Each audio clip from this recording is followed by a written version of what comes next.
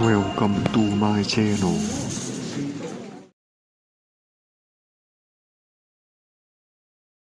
Quick, lie down next to me. And don't breathe. My grandmother's whisper was barely louder than the ticking of the old wall clock above the fireplace. For a moment, I thought I had misunderstood her. When I walked into the living room, she had been lying flat on the floor, motionless. My heart nearly stopped. I thought she had collapsed, maybe worse. But then her eyes opened. Sure. Alert. Please, she whispered again, gripping my sleeve with surprising strength. Lie down next to me. Right now. My name is Nathan Cole, I'm 32. And if you think you know how this ends, stay tuned. Have you ever trusted someone so completely that you never questioned the little strange things around you, until one moment suddenly connects everything? I hesitated only a second. Then I slowly lowered myself beside my grandmother on the cold wooden floor. The boards smelled faintly of lemon polish and dust. My cheek pressed against the rug while the old clock kept ticking above us. Tick, tick, tick. Grandma squeezed my hand once. Don't move, she breathed. 5 minutes passed in heavy silence. Then the front door opened. Footsteps entered the house. My wife's voice floated down the hallway, casual, almost cheerful. Nathan? Are you home already? My grandmother's fingers tightened. And that's when I realized something chilling. She hadn't been pretending to be unconscious to scare me. She had been waiting for my wife. My grandmother's grip tightened around my wrist. Not painfully. Just enough to keep me still. The hallway light flicked on, and my wife's footsteps moved closer across the hardwood floor, slow, unhurried, the soft tap of her heels echoing through the quiet house. Nathan? She called again. I didn't answer. My cheek was still pressed against the rug. I could smell the faint scent of lavender from the old fabric and hear the steady tick, tick, tick of the wall clock above the fireplace. Then the footsteps stopped at the living room doorway. For a second nothing happened. Then my wife gasped. Oh my God. Grandma? Her voice cracked perfectly, just the right amount of panic. If I hadn't been lying on the floor beside my grandmother, I might have believed it. She rushed forward. I could hear the rustle of her coat as she knelt beside us. Grandma, can you hear me? She said quickly. My grandmother didn't move. I didn't move either. A long silence followed. Then something strange happened. The panic in my wife's voice vanished. Her breathing slowed. And when she spoke again, her tone was completely different. Cold. Flat. Well, she muttered quietly, that was easier than I expected. My heart slammed against my ribs. Easier? What did she mean easier? A drawer opened somewhere behind me, the small wooden cabinet near the fireplace. Metal clinked softly. Then I heard something that made my stomach turn cold. The quiet click of a syringe cap. My wife sighed. Sorry, Grandma, she whispered. This will only take a second. My chest burned from holding my breath. The syringe clicked softly as my wife tapped it against the side of the cabinet. I could hear the tiny flicks of her fingernail on the plastic, calm, practiced. Grandma's fingers pressed harder into my wrist, still telling me, don't move. The old wall clock above us kept ticking like nothing was wrong. Tick, tick, tick. My wife moved closer. I could hear the faint swish of her coat brushing the floor as she knelt beside Grandma. Honestly, she muttered under her breath, almost annoyed, you lasted longer than I expected. My stomach twisted. Lasted? What was she talking about? The needle wrapper crinkled. Then she said something that made my blood run cold. Nathan should have listened when I told him we needed to sell this house.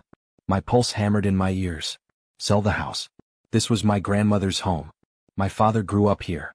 The place meant everything to her. And suddenly I understood something. My wife never liked this house. She hated that it was in Grandma's name. Hated that she couldn't touch it. The syringe moved closer. I could hear the faint squeeze of liquid filling the chamber. Then my wife whispered quietly. Don't worry, after this the paperwork becomes very simple. Grandma's nails dug into my wrist one last time. A signal. Now, I opened my eyes. And said the one word that froze the entire room. Claire. Claire.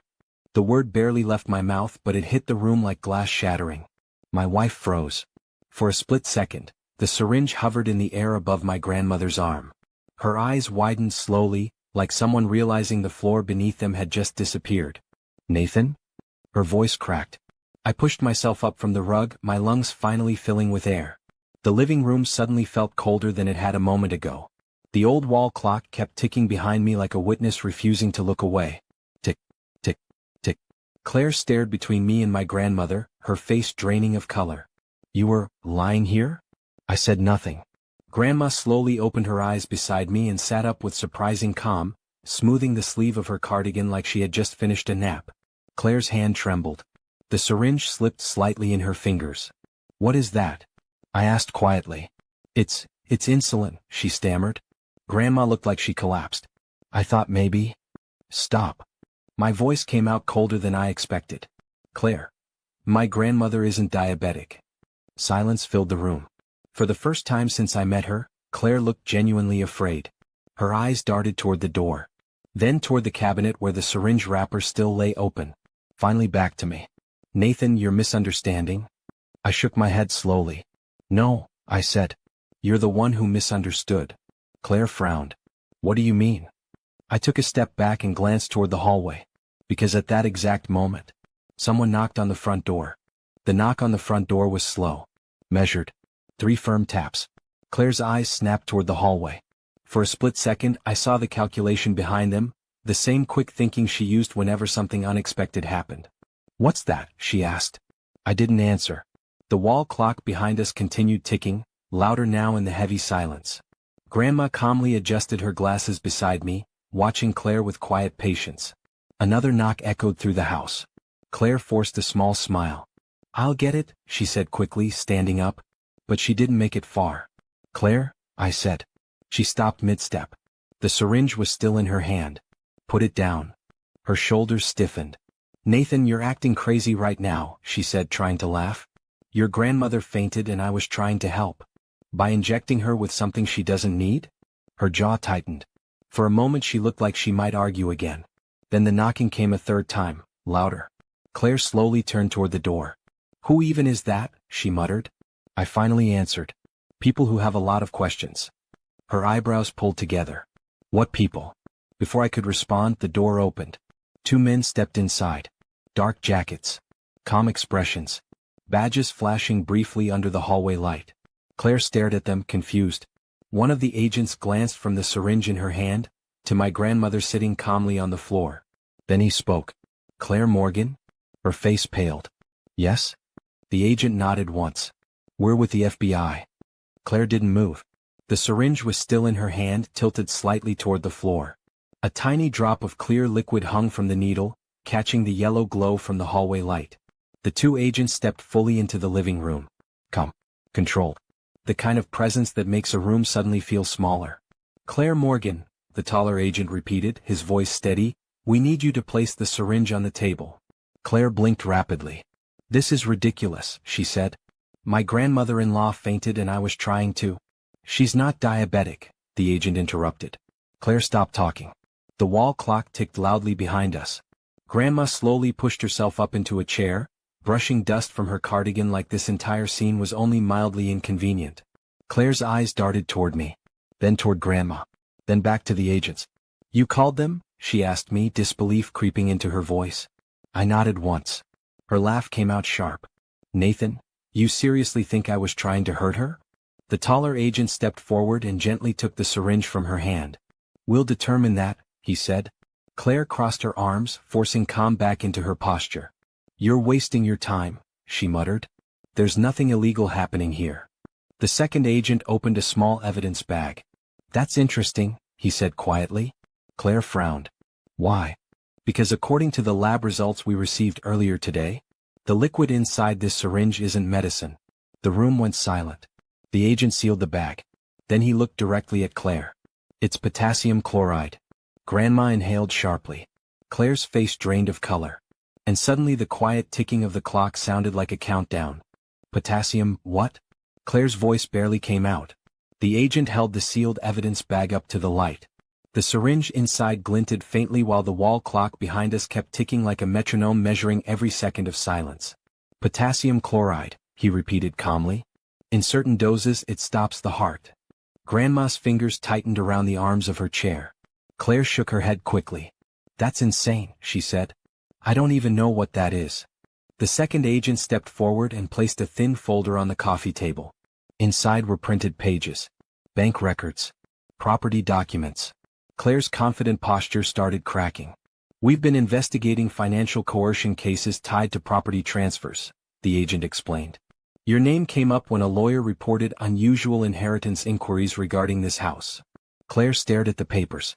You're twisting things, she said, but her voice sounded weaker now. I spoke for the first time in several minutes. You asked Grandma last month to sign new paperwork. Claire looked at me sharply. That was just estate planning.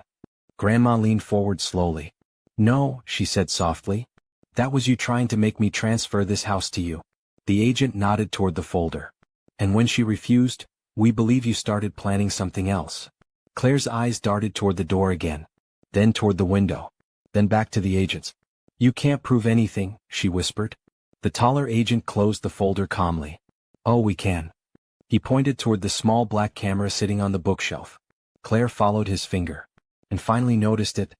Claire stared at the small black camera like it had just appeared out of thin air. For a moment no one spoke. The wall clock above the fireplace kept ticking, steady, patient, almost satisfied. Tick, tick, tick. That, Claire said slowly, pointing toward the shelf. What is that? The taller FBI agent didn't even turn around. That, he replied calmly, is evidence. Her face drained of color. You recorded this? I nodded. Not angrily. Not dramatically. Just calmly. Claire looked at the camera again, then back at the evidence folder on the table, then at the sealed bag containing the syringe. Her shoulders finally dropped. The confidence she always carried, the charm, the clever excuses, all of it seemed to slip away in one quiet moment. Grandma folded her hands in her lap. I told you, she said gently, looking at Claire with tired eyes. Some houses remember the truth. Claire swallowed hard. You set me up, she whispered. No, I answered. You did that yourself. The agent stepped forward. Claire Morgan, one of them said, voice steady, you're under arrest for attempted murder and financial fraud. The metallic click of handcuffs echoed through the room. Outside, the evening light slipped through the curtains, painting long shadows across the old wooden floor. Grandma looked at me and smiled faintly. Good thing you listened when I told you to lie down. The clock ticked again. And for the first time that day the house finally felt quiet.